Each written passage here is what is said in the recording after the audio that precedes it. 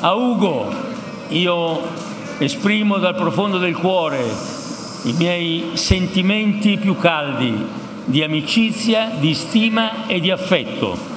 Ho seguito il suo lavoro in questi 5 anni, conosco riga per riga il suo programma, credo che nessuno possa sostituirlo perché impiegherebbe almeno 2 anni per arrivare a capire come stanno le cose. Quindi, al di là di qualunque posizione politica, è nostro interesse e interesse di tutti noi e della nostra isola che Ugo Capellacci governi ancora la nostra giunta per i prossimi anni.